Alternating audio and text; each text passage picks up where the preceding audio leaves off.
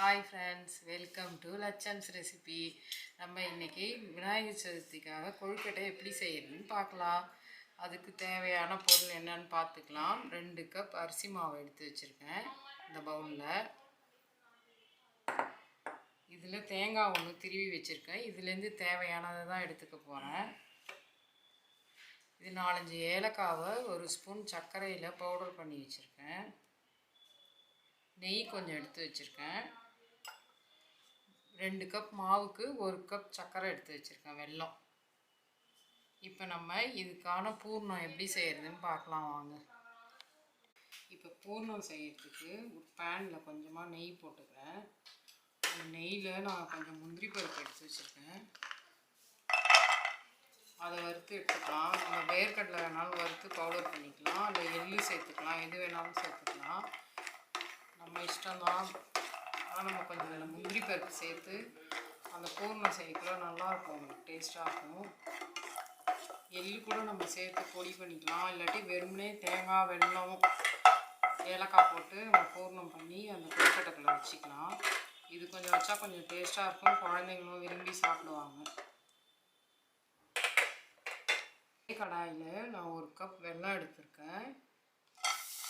அதை சேர்த்து அது கூட கொஞ்சமாக ஒரு 1/4 கப் தண்ணி ஊற்றிக்கிறேன், இந்த வெல்லம் கரையிறதுக்காக.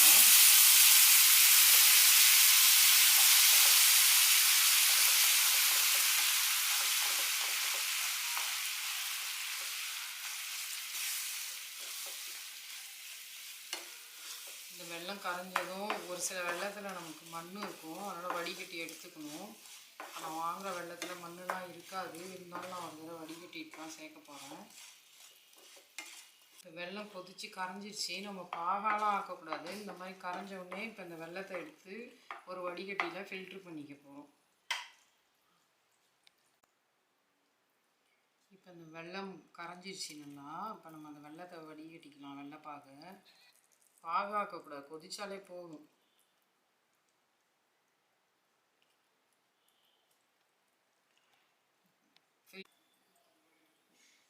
இப்போ நம்ம பேனில் ஒரு ஸ்பூன் நெய் விட்டுருக்கோம்.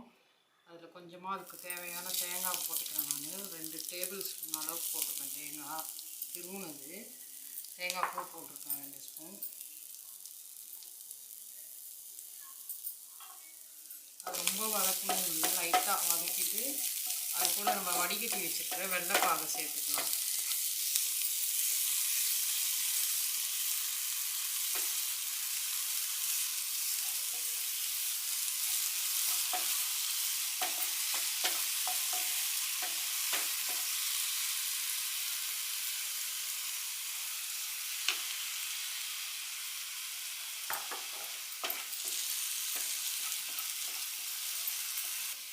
நல்லா இது வதங்கி சுண்டி வரணும். அந்த வெல்லம் கொதிச்சுட்டு பார்த்தீங்கன்னா அந்த ஈரப்பதம் இல்லாத மாதிரி கொஞ்சம் நேரம் நல்லா வதக்கி கொடுத்தோம்னா கொஞ்சம் கட்டியாகி வரும்.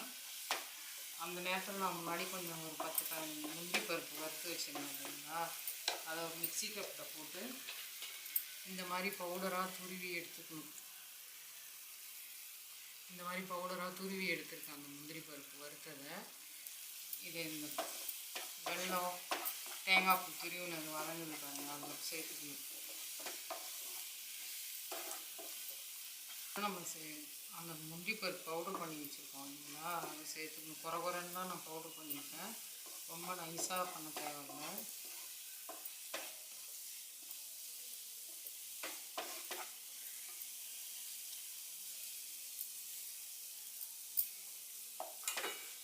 ஏற்கனவே சொல்லியிருந்தேன், நீங்கள் இது முந்திரி பருப்பு பதில் வேர்க்கடலை கூட சேர்த்துக்கலாம், அப்படி இல்லாட்டி எள்ளு கூட சேர்த்துக்கலாம். நீங்கள் வறுத்து இந்த மாதிரி பவுடர் பண்ணி போட்டு சேர்த்துக்கலாம். இப்போ பூர்ணம் ரெடி ஆகிடுச்சு. அது கூட நான் அந்த ஏலக்காய் பவுடர் பண்ணி வச்சுருக்கிறத சேர்த்துக்கிறேன்.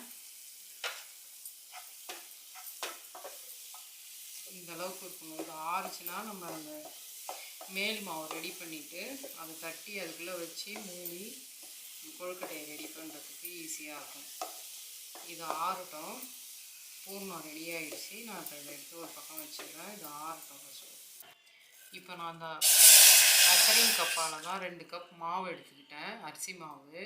கடையில் வாங்கின மாவு தான் அது. இப்போ மேல் மாவு செய்கிறதுக்காக எப்படி செய்யலான்னு பார்க்கலாம். அப்போ 2 கப் மாவு எடுத்துருக்கேன். அதே 2 கப் அளவு தண்ணி எடுத்து கொதிக்க விட்டுக்கலாம். தண்ணியை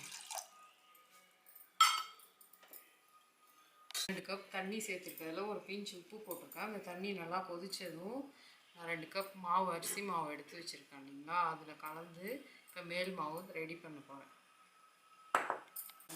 தண்ணி இவ்வளோ கொதிச்சா போகும். தண்ணி கொதிச்சிருச்சு. இப்போ நான் மாவில் அந்த தண்ணி கலக்கிறேன். 2 கப் மாவுக்கு நான் அதே மெஷர்மெண்ட் கப்பால் 2 கப் தண்ணி சுட வச்சுருந்தேன். அது லைட்டாக கொதித்ததும் எடுத்து சூடாக கலக்கிக்கணும். நம்ம இதில் மாவுக்கு கொஞ்சம் கூடுதலாக தண்ணி இழுக்கும். அதுக்கு நீங்கள் கொஞ்சம் கூட எக்ஸ்ட்ராவே கூட கொதிக்க வச்சுக்கலாம். தேவைன்னா சேர்த்துக்கலாம். நீங்கள் இப்போ செய்யும்போது இந்த அளவுக்கு இருந்தாலே போதும். இப்போ இதில் ஒரு ஸ்பூன் நெய் விட்டுக்கலாம். அந்த மாவு சூடாக இருக்கும் போதே அதில் ஒரு ஸ்பூன் நெய் விட்ருக்கேன். மாவு நல்லா கொஞ்சம் லைட்டாக சுடும், நம்ம பிசைய முடியாது இப்போ கையை வச்சு. அதனால் அப்படியே விட்டுருக்கேன். ஒரு 2 நிமிஷம் மூடி வச்சிடலாம் தட்டு போட்டு.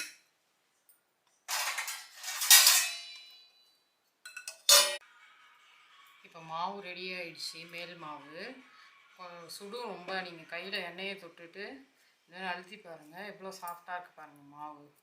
2 கப் மாவுக்கு 2 கப் தண்ணி கொதிக்க வச்சு ஊற்றி பிசைஞ்சோம்னாலே போதும். நான் ஒரு ஸ்பூன் நெய் விட்டு பிசைஞ்சிருக்கேன். நல்லெண்ணெய் கூட நம்ம சேர்த்துக்கலாம். இப்போ இந்த மாவை இலையில எண்ணெயை தடவிட்டு அதை தட்டி அதுக்குள்ளே பூர்ணத்தை வச்சு நான் வடித்து காட்டுறேன். இப்போ இந்த மாதிரி ஒரு இலையை எடுத்துக்கிட்டு வாழை இலையில் எண்ணெய் தடவி வச்சுருக்கேன். அதில் இந்த மாதிரி மாவை உருட்டி எடுத்துக்கோங்க. இந்த மாதிரி எடுத்துகிட்டு இலையில் வச்சு தண்ணி லைட்டாக தொட்டுட்டு நம்ம இப்படி தட்டி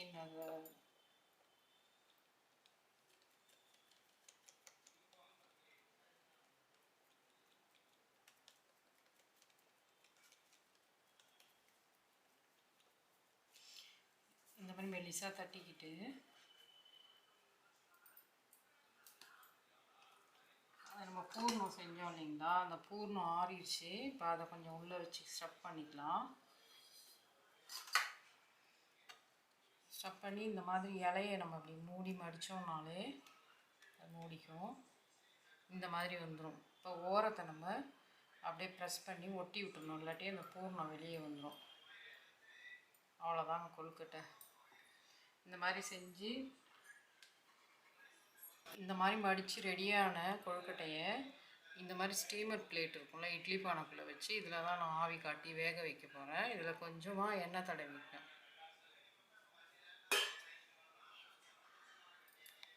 இந்த மாதிரி மடித்து ரெடியான கொழுக்கட்டையை இந்த மாதிரி ஸ்டீமர் பிளேட் இருக்கும்ல, இட்லி பானைக்குள்ளே வச்சு இதில் தான் நான் ஆவி காட்டி வேக வைக்க போகிறேன். இதில் கொஞ்சமாக எண்ணெய் தடவிப்பேன்.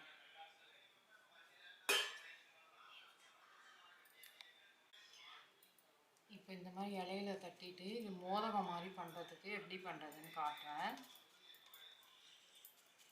மாவை இந்த மாதிரி தட்டிட்டு உள்ளே நம்ம அந்த பூர்ணத்தை வச்சுட்டு இந்த மாதிரி 4 பக்கமும் எடுத்து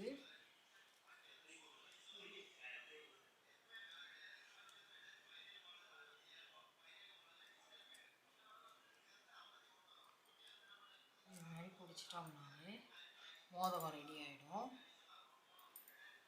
இந்த மாதிரி நம்ம மோதகம் பண்ணி இதையும் வேக வச்சு விநாயகருக்கு வைக்கலாம். விநாயகருக்கு மோதகம்னா ரொம்ப பிடிக்கும். அதனால இந்த மாதிரி ஒன்று பண்ணி வச்சுருக்கேன். நம்ம கையில் பண்ணுறது வராட்டி இந்த மாதிரி அச்சு இருந்ததுன்னா அந்த அச்சில் உள்ள பக்கம் கொஞ்சம் எண்ணெயை தடவிட்டு மாவு எடுத்து இந்த மாதிரி ஃபில் பண்ணிக்கணும். இந்த மாதிரி மாவு எடுத்து ஃபில் பண்ணிவிட்டு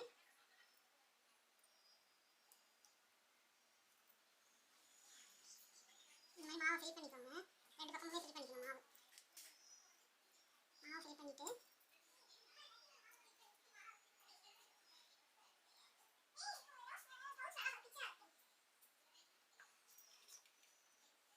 கையில் ஒட்டுற மாதிரி இருந்தால் கொஞ்சம் லைட்டாக தண்ணி தொட்டுக்கோங்க. தண்ணி தொட்டு இந்த மாதிரி வச்சுட்டு இதுக்குள்ளே இப்போ பூர்ணம் வைக்க போகிறேன். இந்த பூர்ணத்தை அப்படியே ஃபில் பண்ணி வச்சு இப்படி அந்த மூடி வேண்டியதான். எக்ஸ்ட்ரா மாவு தான் வெளியே வந்துடும். அந்த எக்ஸ்ட்ரா மாவை நம்ம எடுத்துடணும். எடுத்துகிட்டு நம்ம இப்படி ஓப்பன் பண்ணி பார்த்தோம்னா ஓப்பன் பண்ணால் அந்த மாதிரி இருக்கும். இந்த அச்சில் தான் கொஞ்சம் எண்ணெயை அப்ளை பண்ணிவிட்டு இந்த மாவை வச்சு பூர்ணம் வச்சேன் இல்லைங்களா, அது இந்த மாதிரி டிசைனில் எப்படி வந்துருக்கு பாருங்கள் அழகாக. நமக்கு மடிக்கிறதுக்கு வரல கொழுக்கட்டைன்னா இந்த மாதிரி அச்சில் கூட அந்த மாவை வச்சு உள்ளே நம்ம பூர்ணம் ஃபில் பண்ணிவிட்டு இந்த மாதிரி எடுத்துக்கலாம். இப்போ நான் இதெல்லாம் இட்லி பானைக்குள்ளே வச்சு வேக வைக்க போகிறேன்.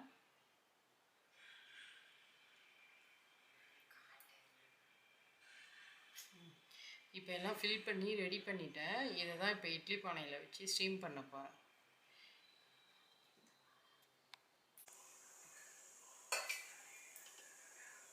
இப்போ இதோ பாருங்கள், இந்த இட்லி பானைக்குள்ளே வச்சு வேக வைக்க போகிறேன். 10லேருந்து 15 நிமிஷம் அது நல்லா வேகணும், அப்படியே இருக்கட்டும்.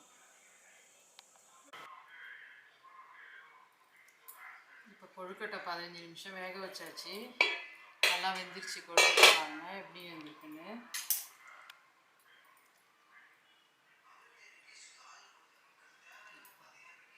இப்போ 15 நிமிஷம் ஆயிடுச்சு. இப்போ நான் அதை எடுக்கிறேன் பாருங்கள் கொழுக்கட்டையை. பாருங்கள் எப்படி வெந்திருக்கு. இந்த மாதிரி கொழுக்கட்டை வெந்து ரெடி ஆகிடும். சூப்பராக வந்துடும். ரொம்ப ஈஸி தான் கொழுக்கட்டை செய்கிறது. நீங்களும் வீட்டில் ட்ரை பண்ணுங்கள், நல்லா வரும். இப்போ இந்த மேல் மாவு தயார் பண்ணோம்ல, அதில் இருந்த மீதி மாவை இந்த மாதிரி மணிமணியாக உருட்டி வச்சுருக்கேன். மேல் மாவு இருந்ததில் உப்பு போட்டு நம்ம அந்த மாவு சுட தண்ணி ஊற்றி பிசைஞ்சது தான்.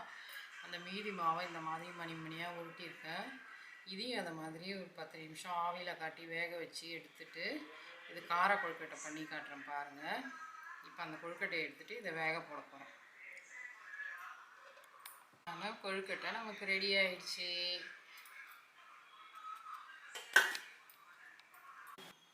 உருட்டி வச்சுருக்கேன் பாருங்கள் அந்த மேல் மாவு. இந்த மாதிரி குட்டி குட்டியாக மணிமணியாக உருட்டி வச்சுருக்கேன் இந்த மணி கொழுக்கட்டையை இப்போ ஆவியில் வச்சு வேக வைக்க போகிறேன். வேக வச்சுட்டு கார கொழுக்கட்டை எப்படி பண்ணுறதுன்னு பார்க்கலாம். இப்போ அந்த மணி கொழுக்கட்டை ரெடியாக இருக்கும் பாருங்கள். எப்படி வெந்து மணிமணியாக ரெடி ஆகிடுச்சு பாருங்கள். இந்த மாதிரி வெந்துருச்சு பார்த்தீங்களா. இது இப்போ நான் தாளிக்க போகிறேன். காரம் போட்டு எப்படி தாளிக்கிறேன்னு பார்க்கலாம்.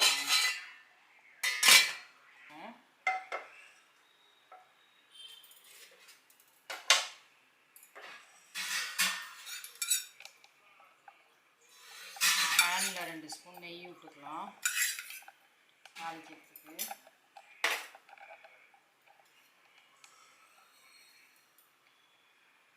நெய் நல்லா காஞ்சதும் இந்த மாதிரி எடுத்து வச்சுக்கலாம் பாருங்கள். கடுகு, உளுத்தம்பருப்பு, காஞ்ச மிளகா 1, ஒரே ஒரு பச்சை மிளகா, கொஞ்சம் கருவேப்பிலை கொத்தமல்லி வச்சுருக்கேன். கடுகு, உளுத்தம்பருப்பு, காஞ்ச மிளகா, பச்சை மிளகா, கடுகு, கருவேப்பிலை வச்சுருக்கேன். கொஞ்சம் பெருங்காயம் சேர்த்து இப்போ தாளிக்க போகிறேன். பார்க்கலாம் வாங்க. கடுகு போட்டாச்சு.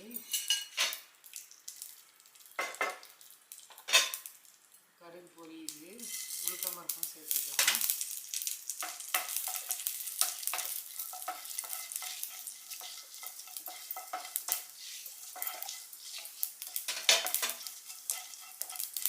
உளுத்தம்பருப்பு கொஞ்சம் சிவந்தது.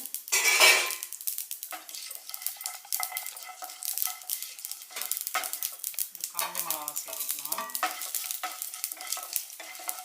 உங்களுக்கு காரம் வேணுன்னா 2 மிளகா கூட சேர்த்துக்கலாம். நீங்கள் நான் ஒரு பச்சை மிளகா, ஒரு காஞ்ச மிளகா சேர்த்துக்கிறேன். இப்படி வெடிச்சு தரணும். கருவேப்பிலை சேர்த்தாச்சு. அது கூட கொஞ்சம் பெருங்காயம் சேர்த்துக்கலாம். சும்மா லைட்டாக போட்டால் போதும் பெருங்காயம். இப்போ இந்த வேக வச்சு வச்சுருக்கேன் அந்த மணிமணியாக கொழுக்கட்டை, அதை அது கூட சேர்த்துக்கிறோம்.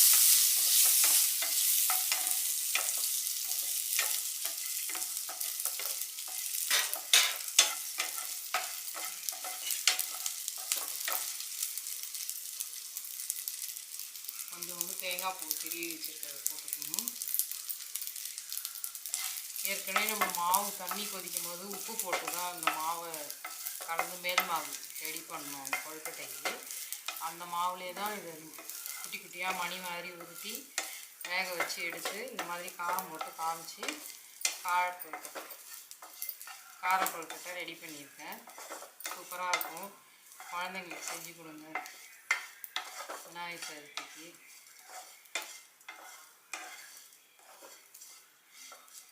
ரெடி ஆகிடுச்சு. இப்போ இதை ஒரு பிளேட்டில் மாற்றிக்கலாம்.